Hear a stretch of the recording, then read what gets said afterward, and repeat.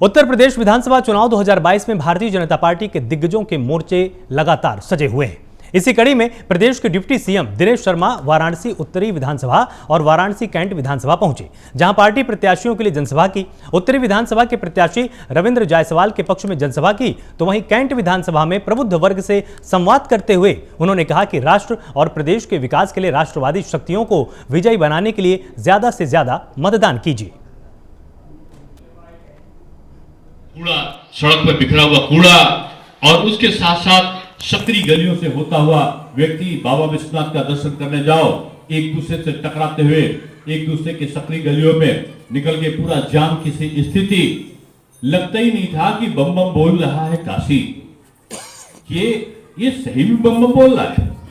काशी तो कहते कि जीवंत भाव की नगरी है, और जीवंत भाव की नगरी में ना तो 12 बजे रात के बाद चर्चा करते हैं यहाँ के लोग। तो यहाँ के लोगों में जो राजनीतिक चैतन्यता का भाव है, वो तो जब रात के 12 बजे के बाद जब चाय की दुकान में बैठेंगे तो देश की रणनीति तय हो जाती है। लेकिन एक विसंगति भी यहां पर दिखाई पड़ती है कि हम चर्चा बहुत करते हैं।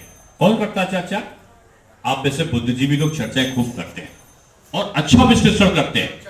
प्रत्याशी की जरा सी भी गलती हो गई और ये कितना नालायक है, देख रहा तो नमस्ते छूट जा रहे, ऐसे नमस्ते करते पैर तक नहीं छुपा हमारे। देखेंगे इसको कि आ जाओ, अरे ये तो निकल गया, इसे तो खुद की गली खराब है। हमारे घर के सामने तो कुत्ता मर गया था, इसने उठवाया तक नहीं था। देखेंगे चुनाव आने दो। अब ये छोटी छोटी चीजों पर तो हम गुस्सा हो लिए, विश्लेषण के लिए पढ़े लिखे के बाद नाराजगी तो स्वाभाविक है। और अगर अपनी जाति का कोई आ गया तो यार चलो ठीक, अपनी तो जात के आ गए, पंडित जी महाराज आ गए हैं, अब पता चला ठाकुर साहब आ गए हैं, पता चला कोई और साहब रावत जी आ गए हैं, अब तो चलो एक बार तो बिरादरी के नाम पर दे दिया जाए। इस उत्तर प्रदेश की इसी व्यथा ने इस उत्तर प्रदेश के विकास को रोका है। और उत्तर प्रदेश के विकास को रोका भी मैं कह रहा था कि उत्तर प्रदेश में आज कौन सी स्थितियां है। ये यादव जी हैं, ये कुर्मी जी हैं, ये पटेल जी हैं, ये पंडित जी हैं, ये कायस्थ जी हैं। इनमें विभाजित करता है कौन? विपक्ष इस प्रकार का विभाजन कर देता है और जान के वो बहुसंख्यक जो प्रवृत्ति के लोग हैं उनको विभाजित कर देता है। और चुनाव के रणनीति, कोरोना आएगा तो एक भी नेता विपक्ष का नहीं दिखाई पड़ेगा।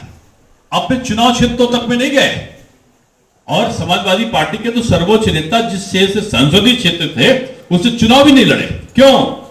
क्योंकि वो अपने वहां 2 साल तक 1.5 साल तक वो संसदीय क्षेत्र ही नहीं गए थे। कोरोना का संक्रमण बीत गया, अपने क्षेत्र की जनता में नहीं जा पाए। कोई भी ये आदरणीय प्रियंका जी हो, राहुल जी हो, कोई भी आप नेता, मायावती जी हो, क्या निकली है कभी कोरोना में? ये 2 साल का समय रहा कि आपको क्षेत्र की जनता की चिंता नहीं थी? बीजेपी का कार्यकर्ता निकला सेवा ही संगठन के नाम पर, बीजेपी का नेता निकले। आज 3-3 हमारे मंत्री नहीं रहे, हमारे 6-6 हमारे विधायक नहीं रहे, लेकिन हमारे